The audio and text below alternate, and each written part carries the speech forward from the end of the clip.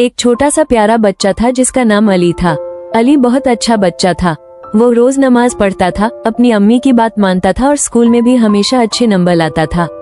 सब लोग उसे पसंद करते थे, लेकिन एक दिन उसकी जिंदगी में कुछ ऐसा हुआ जिसने सब कुछ बदल दिया। एक दिन अली के दोस्त ने उसे एक नया मोबाइल गेम दिखाया और कहा, अली ये गेम ट्राई करो, बहुत मजेदार है। अली ने खुशी खुशी गेम डाउनलोड कर लिया। उस गेम का नाम था डार्क चैलेंज। शुरू में सब कुछ ठीक था, अली लेवल जीतता और खुश होता, लेकिन धीरे धीरे गेम अजीब होने लगा। एक रात जब अली अपने कमरे में अकेला बैठकर गेम खेल रहा था तो अचानक स्क्रीन पर एक मैसेज आया, अगर तुम जीतना चाहते हो तो कल नमाज मत पढ़ना। अली ये देखकर डर गया। उसने सोचा ये कैसा गेम है जो ऐसी बातें कर रहा है, लेकिन फिर उसने खुद को समझाया, सिर्फ एक दिन नमाज नहीं पढ़ूंगा, कोई बात नहीं।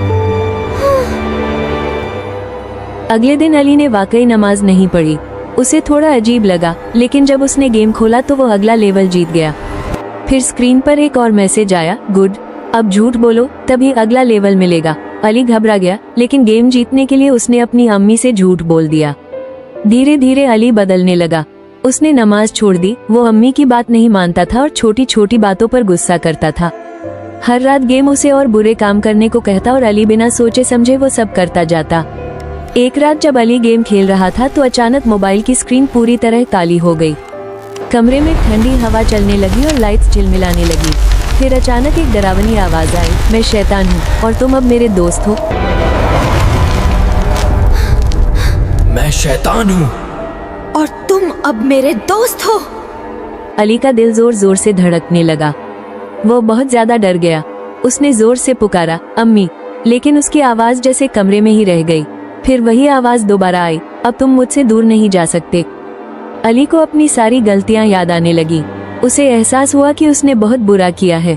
वो रोने लगा और कहने लगा, अल्लाह मुझे माफ कर दे। फिर उसे अपनी अम्मी की बात याद आई कि जब भी डर लगे तो कुरान की आयतें पढ़नी चाहिए। अली ने तुरंत आयतुल कुर्सी और सूरह नास पढ़ना शुरू कर दी।